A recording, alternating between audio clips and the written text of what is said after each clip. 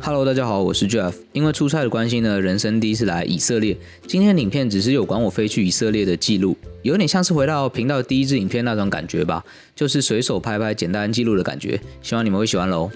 这次旅程是从桃园机场出发，接着去杜拜转机到以色列，总共飞行时间应该有到10几个小时吧。那我们就先来看看当时的画面吧。有刚降落杜拜，然后接下来转去以色列嘛。现在是杜拜的早上快5点，转机只有1个半小时，很赶。然后这个机场超级大，所以等下找到登机门之后再录吧。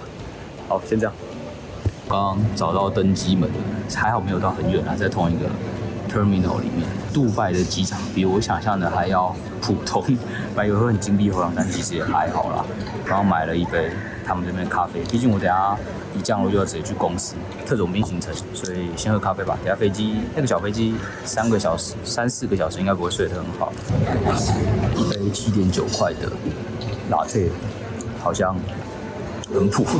这个机场很热，不知道为什么空调很热，因为这边就已经开始很多那种阿拉伯人了嘛，所以可以感受到他们的体味，可能他们没有每天洗澡，那个味道蛮浓的，走在他们附近，所以希望等下飞机上不要旁边坐味道太浓的人，不然我应该会受不了。那个转机的飞机好像是要搭巴士去，我好久没有搭这种飞机了。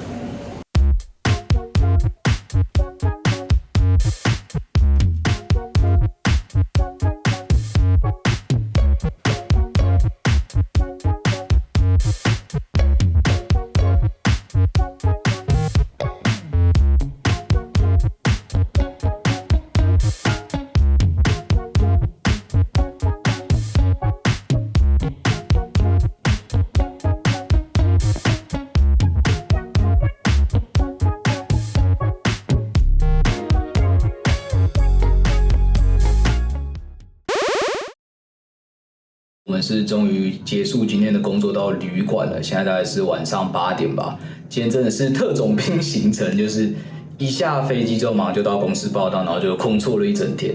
现在刚到这个下榻的旅馆，现在来跟大家介绍一下我们今天下榻的旅馆吧。这是在特拉维夫的旅馆。好，那这个就是我们今天住的房间啊，其实就小小的。大家应该可以看到，就是我们这样反正转进去的时候就一目了然了。但是我觉得装潢还蛮漂亮的啦。那一进来呢，就是先有一个这个很大的衣柜、保险箱啊，然后这些东西就是该付的都有付啦。再来这边呢，就是反正我很凌乱的行李啦。那这边它就是其实有附这个咖啡机啊、热水壶、冰箱啊，该有的都有。然后有这个踏脚凳，然后有附这个咖啡啊，然后电视这样子。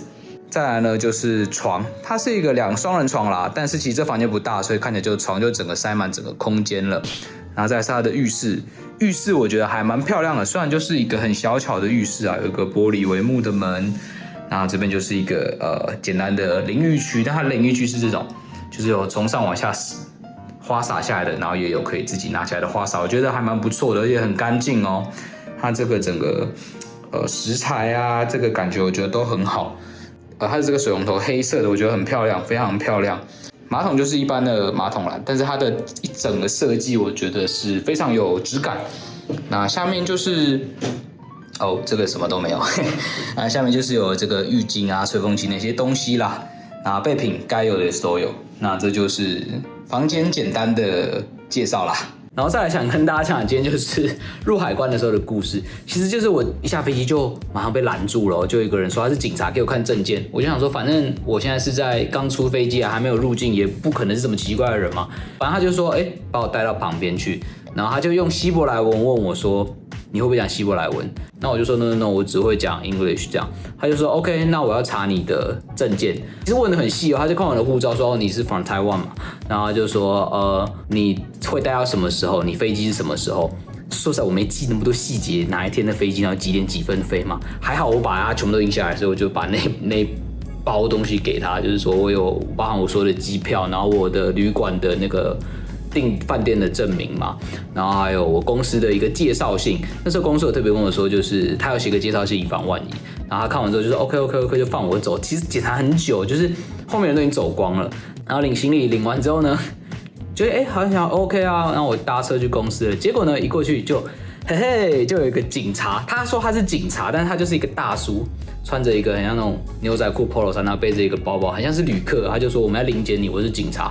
虽然感觉有点怪怪，但他拿出他的证件说他是警察，好像有点怪，但是也没办法，反正人生地不熟，他查就给他查吧。